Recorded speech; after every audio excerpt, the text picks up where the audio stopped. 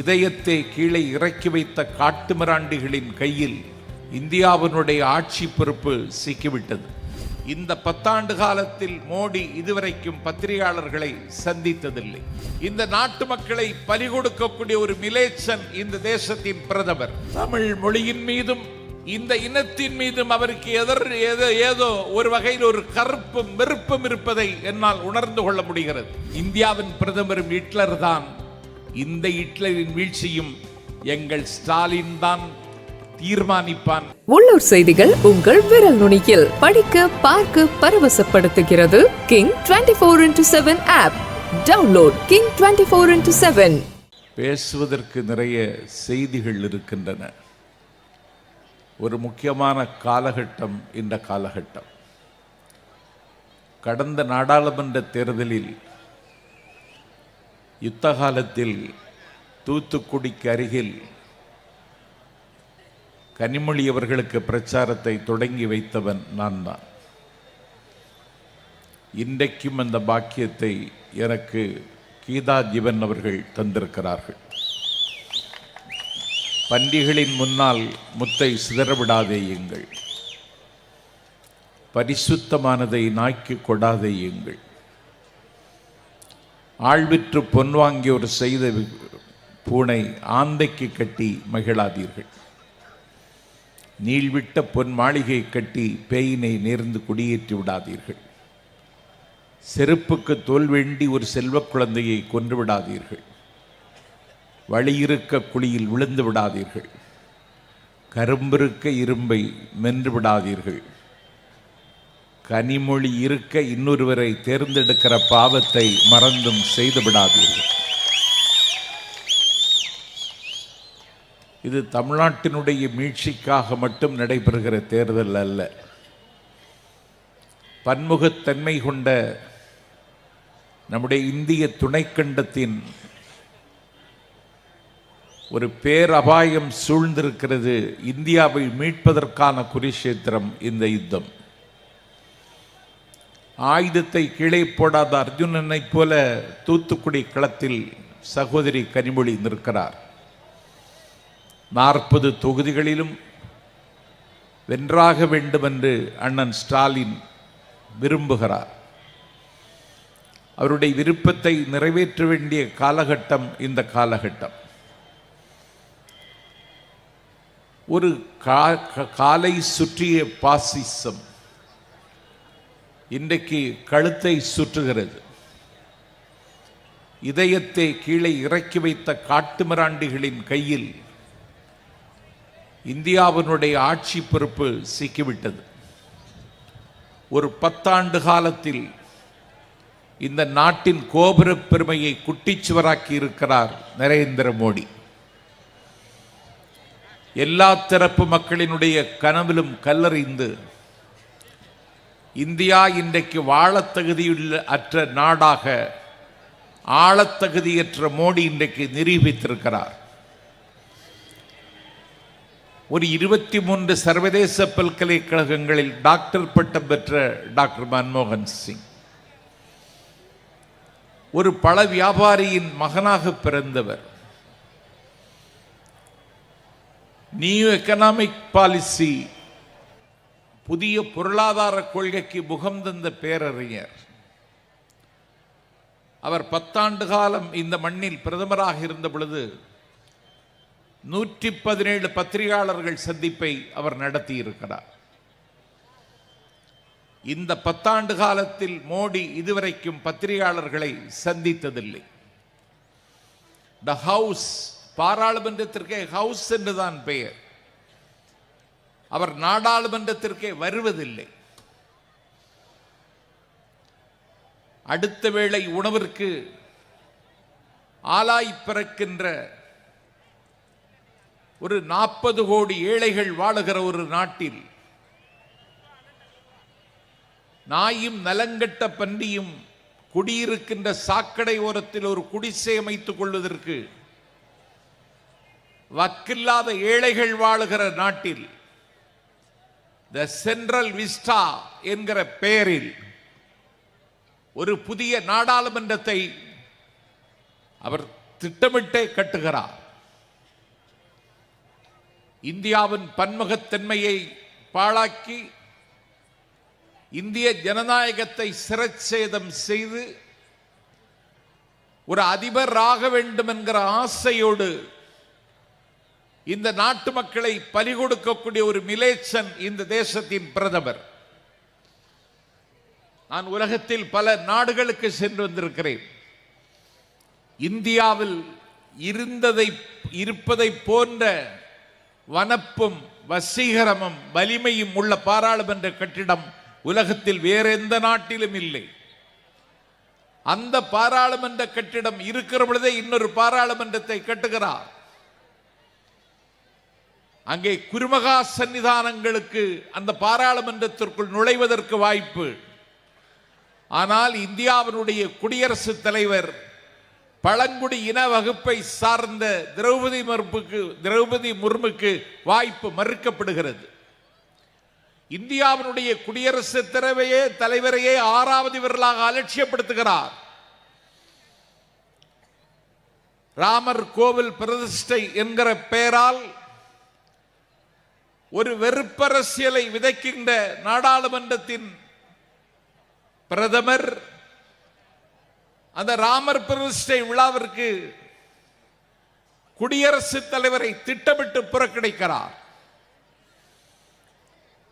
எங்கள் தமிழ்நாட்டை திட்டமிட்டவர் பழிவாங்குகிறார். தமிழ் மொழியின் மீதும் இந்த இனத்தின் மீதும் அவருக்கு ஏதோ ஒரு வகையில் ஒரு கருப்பும் வெறுப்பும் இருப்பதை என்னால் உணர்ந்து கொள்ள முடிகிறது. குலசேகரப்பட்டினத்தில் ஏவுகணை தளத்தை அமைக்கின்ற நிகழ்வில் எங்கள் பாராளுமன்ற உறுப்பினர் கனிமொழி ஒரு மெம்பர் ஆஃப் பார்லிமெண்ட் என்ற தகுதியோடு இந்த மேடைக்கு வந்ததற்கு பிறகு அவருடைய பெயரை உச்சரிப்பதற்கு உன்னுடைய நாக்குக்கு தகுதி இல்லாமல் போயிற்று. நாஞ்சில் சம்பத் கேட்கிறேன், அடுத்தவனுடைய இருப்பை ஒத்துக்கொள்வதற்கு பெயர்தான் ஜனநாயகம். Democracy means discussion. நீங்கள் எந்த விவாதத்திற்கும் தயாராக இல்லை. ஏழை எளிய மக்கள் வாழுகிற ஒரு நாட்டில் இப்படி ஒரு காஸ்ட்லி பிரைம் மினிஸ்டர், இப்படி ஒரு விலை உயர்ந்த பிரதமரை இந்த நாடு இன்றைக்கு பார்க்கிறது. ஒரு 11 ஆண்டு காலம் இந்தியாவின் விடுதலைக்காக நைனிட்டால் சிறையில் தவம் இருந்த நேருவின் மீது கல்லறிகிறார்கள். கனவுகள் காணுகிற கால் சட்டை பருவத்தில் இருந்து கண்ணை மூடுகிற காலம் வரை களத்தில் நின்ற காவிய கலைஞரின் மீது இன்றைக்கு கல்லறிகிறார்கள். கலைஞரை விமர்சிக்க கூடாதென்றோ நேருவை கேள்வி கேட்க கூடாதென்றோ நாஞ்சில் சம்பத் சொல்லவில்லை. ஆனால் இந்த மண்ணில் ஒரு நாகரிகம் அனுஷ்டிக்கப்பட்டு வந்திருக்கிறது. காலமாகி போன தலைவர்களை இந்த நாட்டில் விமர்சிக்கக்கூடிய மனோபாவம் ஒரு மனநோயாளிக்கு இருக்கலாமே தவிர ஒரு பிரதமருக்கு இருக்கக்கூடாது. நீ என்ன செய்தாய்? நீ பேரிடரும் பெரும் வெள்ளமும் வந்ததற்கு பிறகு மத்திய பாதுகாப்புத்துறை அமைச்சர் ராஜ்நாத் சிங் இங்கே வந்தார், பார்வையிட்டார், பறந்து சென்றார். மத்திய அரசாங்கத்தின் சார்பில் குழுக்கள் வந்தன, பார்வையிட்டன. தமிழ்நாடு அரசு நிவாரண நடவடிக்கைகளை மிகச் சிறப்பாக செய்கிறது என்று அண்ணன் ஸ்டாலின் அரசுக்கு ஒரு பாராட்டை கொடுத்து விட்டவர்கள் போனார்கள். நிதியினுடைய ஆவண்ணாவை தெரியாத நீட்டி முழக்குகிற நிர்மலா சீதாராமன் வந்தார், பார்வையிட்டார், பறந்து சென்றார். என் பெருமைக்குரிய வாக்காளர்களே, டிசம்பர் திங்கள் 19 அண்ணன் ஸ்டாலின் டெல்லி சென்றார். இரவு 7:30 மணிக்கு பிரதமரை அவருடைய இல்லத்தில் சந்தித்தார். பாதிக்கப்பட்ட என் தமிழ்நாட்டு மக்களுக்கு உதவுங்கள் என்று கண்ணீர் மல்க கேட்டார்.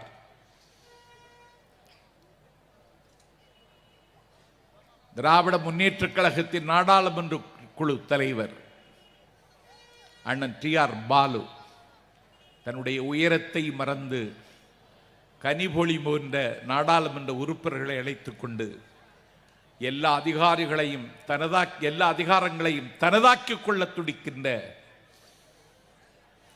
உள்துறை அமைச்சர் அமித்ஷாவை அவருடைய இல்லத்தில் சந்தித்து எங்களுக்கு நிதி தாருங்கள் என்று கேட்டார். என் பெருமைக்குரியவர்களே, நான் இந்த மேடைக்கு வருகிற நேரம் வரையிலும் ஒரு காசு தமிழ்நாட்டிற்கு வரவில்லை. ஒரு குடிகார கணவனோடு குடும்பம் நடத்துகின்ற ஒரு இல்லறத் தலைவி குழந்தைகள் பசியை தாங்கிக் கொள்ளாமல் தன்னுடைய கழுத்தில் கிடக்கின்ற தாலியை விற்று அந்த குழந்தையின் பசியை போக்குவதைப் போல நிதி பற்றாக்குறையில் நிலை தடுமாறுகிற அண்ணன் ஸ்டாலின் அரசு பாதிக்கப்பட்ட மக்கள் அனைவருக்கும் 6000 ரூபாய் இன்றைக்கு வழங்கி இருக்கிறது என்றால் அண்ணன் ஸ்டாலினை வானம் இன்றைக்கு வழிமொழிகிறது.